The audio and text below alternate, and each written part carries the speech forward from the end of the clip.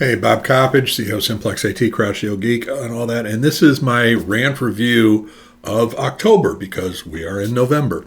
And I was actually pretty busy in October with a lot of local networking things, plus an eclipse, but we'll get to that. And this is one of those where it's kind of representative of what I've been saying for the past several months, and really for 2023, is really trying to get more engaged with the Northeast Ohio IT and business community, and a little bit less on the national conferences and the like. And so here's some things that happen. And absolutely, if you're looking for any feedback on any of these things, if you're looking to get out there and network more, please let me know because I'd be interested in giving you my feedback. And I'd also love to hear about what events should I be checking out in Northeast Ohio. So with that, first of all, we are Cozy members. So we are supporting a Greater Cleveland Chamber, however you want to call it, Greater Cleveland Partnership. And they had a networking event on the 5th of October, so I was attending that. And it was a nice group. It had some lead discussions, which was pretty cool. So I suggest you at least check out a couple of those. They happen relatively frequently, and you meet some good people there. And then on 10 October, Greater Cleveland Partnership, GCP, has a one-day passport to IT careers, which is given for high schoolers primarily. And there was like 500 or so downtown Cleveland. And they arranged for them to talk to people such as me, except better for the most part, to the high school students about what kind of opportunities are out there for them if they're looking at some kind of technology, not just STEM, but IT careers. And of course, questions about cybersecurity, questions about social media, all that kind of fun stuff. And it was really interesting because when you're asking someone like me for advice on that, if I think back about what I was working with on an IT standpoint, because I started using computers before I graduated high school, but the technology and tools that were available to me in 1975 or 76 versus what is even 20 years later is so ridiculously different. So it was kind of hard to talk to kids today about, well, what you're working on right now is nothing like what you'll be working on in the future, but it's still cool. Opportunity to talk to some great kids and who asked me some really good questions. So anyway, that was on October 10th. Also on October 10th, downtown Cleveland, the Cleveland Public Library is actually putting on a series of data days. These are workshops for people to learn just data mining in general, some general skills, but also what kind of public data is out there and available. This was one of them that had a presentation by the Great Lakes Data Watershed, and just the things that you can do dynamically to actually analyze data as far as water flow through, rivers, creeks, lake, all that kind of fun stuff, and other attributes. It's really fascinating, and it's a great way for those of you who are interested in a data analysis career to really get a feel for what kind of tools are out there. And this was pretty much put together by citizen scientists, so it's kind of cool. But the really cool part for me was not October 10th, but later, where I traveled once again to Utah, where I went about 20 years ago for a camping trip for a week. If you ever get southern Utah especially, it's absolutely freaking gorgeous.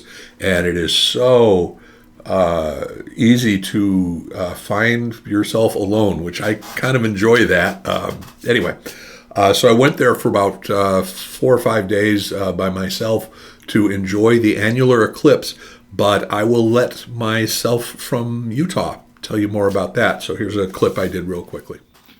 So I'm actually sitting here in Capitol Reef National Park in Utah, and I'm here, it's October 14th, and I'm here to watch the annular solar eclipse. And I can tell you, it took a lot of time to research where I wanted to go, because I wanted to go where basically there isn't anyone. And I am, as far as I can tell, the only person within a wide range. And it's absolutely, if you haven't had a chance to go to southern Utah, it is absolutely freaking gorgeous. This is my second time, and I forgot from the first time, which was like 20-some years ago, how absolutely fantastic and wonderful it is, and how easy it is to basically, lose yourself. It's just absolutely wonderful. And the reason I'm bringing this up is a couple things. One is that solar eclipse, and there's one coming northeast Ohio in I believe April of 2024 next year. make plans, boys and girls, make plans. Solar eclipse is one of those things where it doesn't matter what the picture is. It doesn't matter the video. It doesn't matter whether it's from a telescope, a camera, whatever. It is not the same thing as experiencing it firsthand. And this is actually my third. I saw one in Mexico in the 90s. My wife and I went to Lincoln, Nebraska a few years ago to see the full. Now this is an annular eclipse. This will be my first one, so it's a little bit different. The moon is a little bit further away, so it doesn't completely cover the sun, but it still should be absolutely fantastic. And but the reason I point it out is because there's sometimes in business, sometimes in life, sometimes wherever, where don't get caught up in the taking pictures. Don't get caught up in the selfies. Don't get caught up. Just soak it in and experience it. And this is absolutely one of those times. So anyway, so I've got my special filtered glasses. I've also got a special set of binoculars, and I am just going to enjoy this. So anyway, catch you later. And by the way, that's my third eclipse. I saw one in Mexico back in the 90s. My wife and I went to see one in Nebraska, a full eclipse, both Mexico and Nebraska.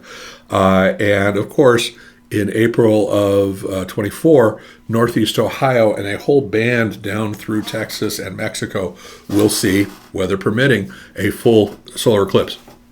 Again, if you get a chance to see a full solar eclipse with your eyeballs, see them, properly filtered, of course. Pictures can't do it justice. Moving on. The 19th of October, Patty Smirk, who's the COO here at Simplex, she and I went down to Columbus for one day for the Ohio Municipal League's annual meeting. One of the things we're trying to do is we're trying to evaluate organizations and events for us to promote and support. And since we do work with municipalities and the like, this was one of the groups. So she and I went and attended, and we talked to some cool people down there, and we're going to advise whether or not we want to make some investments along those. Anybody got any feedback on that? I would love to hear about it. Then on the 26th of October, those of you, I am involved with CompTIA, with their Industry Advisory Council. And I'm one of the members there, and we had our annual planning meeting where we went over some of the goals. CompTIA, of course, is the largest non-vendor aligned IT professional organization in the world, primarily in the U.S., but they're actually spreading out all over the place. And this will be my second year, or this is my second year of being involved with some of their steering committees, which is absolutely cool.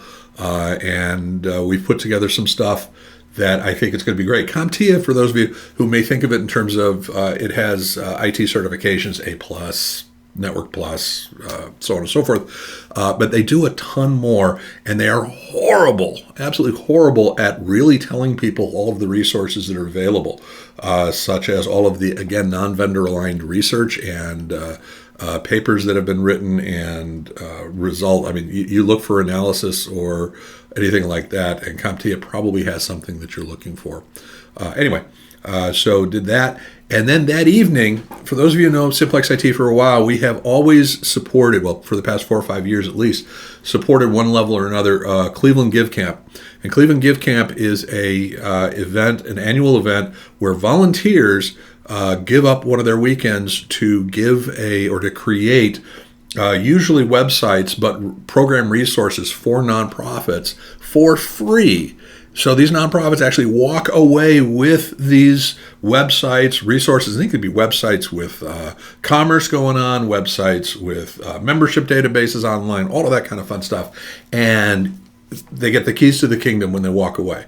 It is always, always, always a very, very fun event. And it's one where I do not have the technical skills at all to be involved with that program, but it's always been fun for both myself and for Simplex-IT to support them. So they're basically looking to do some reinvention of themselves, and I was happy to join about 12 or 15 other folks who were down at a brewery in downtown Cleveland, coming up with some ideas to do some creative reinventing of that thing. It's just absolutely fantastic. Then next night, another nonprofit that is close to my heart, Hattie Lorelum Foundation, which of course provides tremendously needed and tremendously offered goods and services to folks with learning developmental issues And we've supported them for many, many years with the Geek Raffle back when back prior to the pandemic and all that kind of fun stuff. And we look to possibly bring that back again in 24. But my wife, Julie, and I attended their gala event the 27th, and boy, that place was packed. And they raised a lot of money for a lot of good programs to help a lot of great people. So it's great to be part of that. And you'll hear more about some of our involvement actually in the next few weeks. So I'm sorry if this sounds like, oh, look, here's all the things Bob did. But I actually had a lot of stuff going on there. There's a lot of behind-the-scenes stuff going on with Simplex-IT. We've got a couple new faces, which I'll introduce you to next month. And we also have some new services that I think are going to be pretty cool. I was hoping to be announcing those this month, but it'll be next month. But I promise you we'll get to it by then. And, of course, you got my podcast. If you haven't checked out Biz Tech Twists, please do so. Like, subscribe, respond. But also, if you've got a topic, because what I'm always looking for is a different perspective on previously discussed topics, especially dealing with business, technology, and all that kind of fun stuff. So if you've got a different perspective on stuff, reach out to me because I'd love to talk to you about it. Anywho, that's all I got, and catch y'all later, and bye-bye.